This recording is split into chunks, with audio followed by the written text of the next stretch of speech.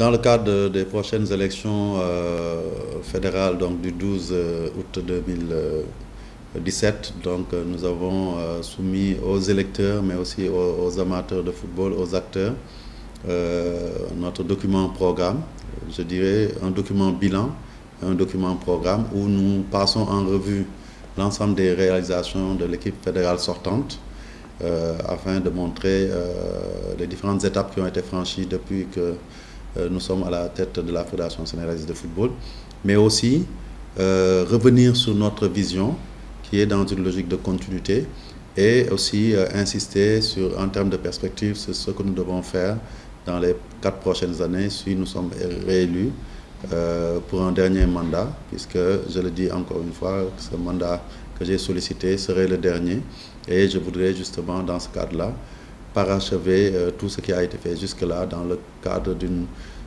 vision que nous avons voulu cohérente et soutenue tout au long de ces années, parce qu'il est important, si nous voulons développer ce football-là, de rester campronné sur nos objectifs à moyen et long terme, plutôt que de se fixer sur des objectifs qui seraient des objectifs ponctuels, événementiels, comme malheureusement ça a toujours été le cas.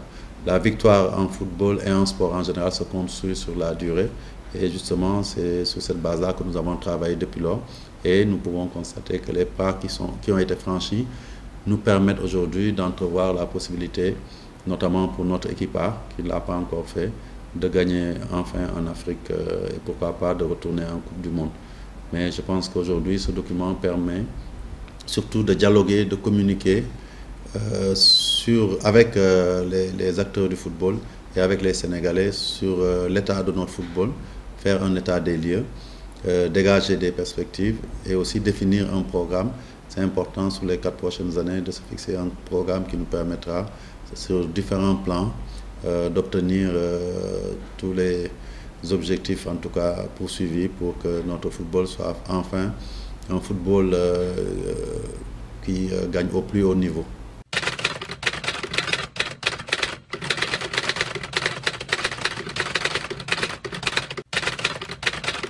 Écoutez, je pense qu'aujourd'hui, si je devais citer quelques projets qui nous tiennent à cœur et qui seront déterminants, c'est bien sûr l'éternel chantier équipe nationale A, parce que les Sénégalais ont envie enfin de voir un trophée dans leur vitrine qui sonne désespérément vierge avec l'équipe A, puisque avec les jeunes, nous avons commencé à combler le vide.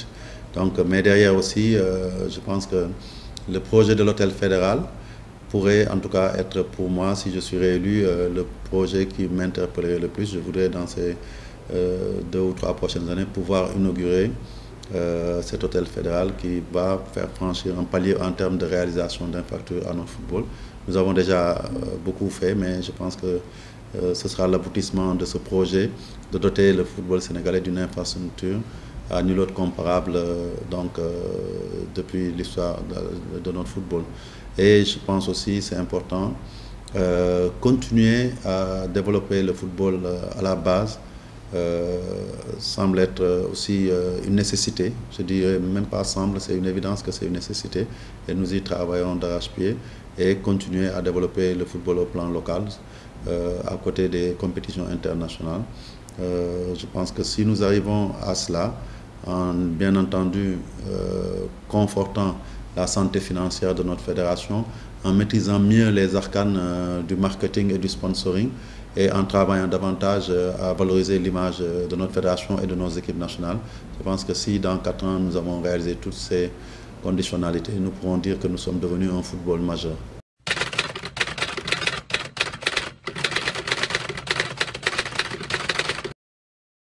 Pas plus tard qu'aujourd'hui, il y a eu une réunion de concertation entre les clubs qualifiés pour la Coupe du Sénégal senior et bien entendu la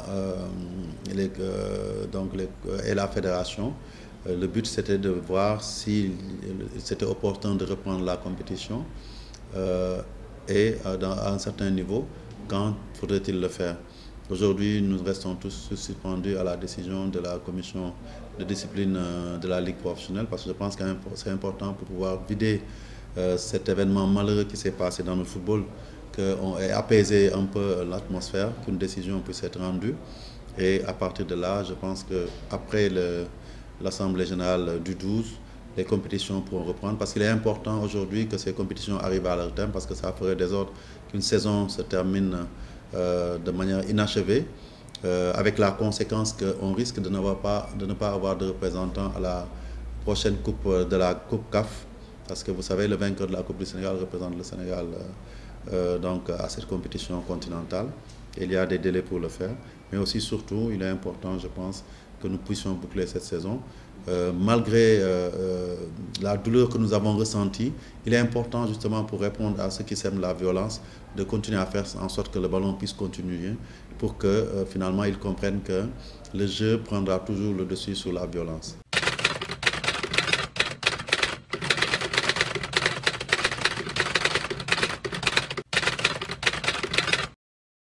Nous avons une commission électorale qui est chargée de répondre à toutes les saisines. Djamil Faye a saisi cette instance qui est la commission électorale. Le paradoxe est qu'en même temps qu'il saisit la commission électorale, il dit qu'il a saisi aussi la commission de recours. Cela pose problème parce que je pense qu'il faut d'abord saisir la commission électorale avant de passer à la commission de recours. Mais ce qui est aussi étonnant, c'est qu'il est aujourd'hui en train de contester un processus auquel il a participé. Dois-je vous rappeler qu'il a été lui-même candidat au niveau de la Ligue professionnelle pour cette élection du 12 et que d'après les informations que nous avons eues, il n'a pas pu être élu au sein de son collège. Et aujourd'hui, je trouve que c'est étonnant, tout en gardant une stricte position de recul par rapport à la décision qui va être rendue par cette commission, qu'on puisse contester la légalité d'un processus électoral et y participer en même temps. Donc je pense qu'aujourd'hui, c'est ça que je peux retenir. Et pour le reste, je laisse à la commission qui a fait preuve assez d'autorité et de compétence et d'indépendance pour rendre la décision qui sera la meilleure pour l'intérêt du football. Après, chacun des membres du football peut contester les décisions qui sont prises. Mais je pense qu'aujourd'hui, si nous avions fait autre chose et que nous avions prolongé en tout cas notre mandat au-delà du terme, ces mêmes personnes aujourd'hui qui nous critiquent, nous auraient critiqué pour cela et nous n'avons pas envie de rester un jour de plus après le dernier jour de notre mandat, parce que je pense qu'il faudrait qu'on apprenne à respecter les calendriers électoraux.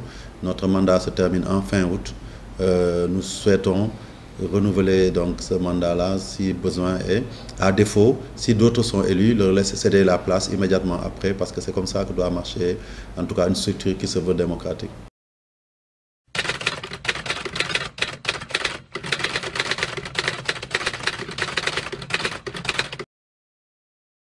Je vais commencer par cette double confrontation. Le travail est en train d'être fait avec les autorités ministérielles. Nous n'allons pas déroger à la règle. Nous avons pris pratiquement les dispositions pour que tout se déroule normalement. On connaît déjà les dates des matchs. La FIFA et la CAF ont désigné les arbitres et les officiels qui vont officier dans les deux matchs. Nous sommes en train de prendre toutes les dispositions nécessaires pour que le regroupement lors de la phase aller ici à Dakar se déroule dans les meilleures conditions pour notre équipe. L'entraîneur est en train de travailler pour ce qui le concerne sur la confection de sa liste. Et je pense aussi que tout ce qui est mission de prospection et travail préalable est en train d'être mené et on n'aura pas de soucis. C'est vrai, nous sommes dans une période électorale, mais nous avons su anticiper depuis bien longtemps pour pouvoir être prêt le jour J, c'est-à-dire le 2 septembre. Et surtout aussi, il y a le volet infrastructure et je dois saluer l'initiative du ministre d'avoir fermé le stade pour faire en sorte que le gazon soit bien apprêté et soit prêt à vraiment accueillir notre équipe qui doit jouer dans des conditions optimales de performance. Pour ce qui concerne la Coupe du Sénégal, comme je vous l'ai dit, on a eu un arrêt lié donc aux événements de la finale de la Coupe de la Ligue. La concertation s'est tenue aujourd'hui avec les clubs concernés, dont 2 clubs de Mbour. Et je pense que la tendance pencherait pour qu'on aille vers, bien entendu, la tenue de ces matchs pour les raisons que j'ai déjà invoquées. Et les dates, comme je l'ai dit, seront fixées au-delà du 12. Donc certainement le week-end suivant, le 12, c'est-à-dire le week-end du 19. Nous pourrons, je pense, jouer les demi-finales à Hambourg. donc si tout se passe bien. Et bien entendu, immédiatement après, nous pourrons enchaîner avec la finale de la Coupe du Sénégal une semaine ou 10 jours après, parce qu'il est important qu'on puisse terminer la saison dans les délais. Et si possible, nous voudrions terminer cette saison avant les matchs importants du 2 et du 5 septembre Sénégal-Burkina.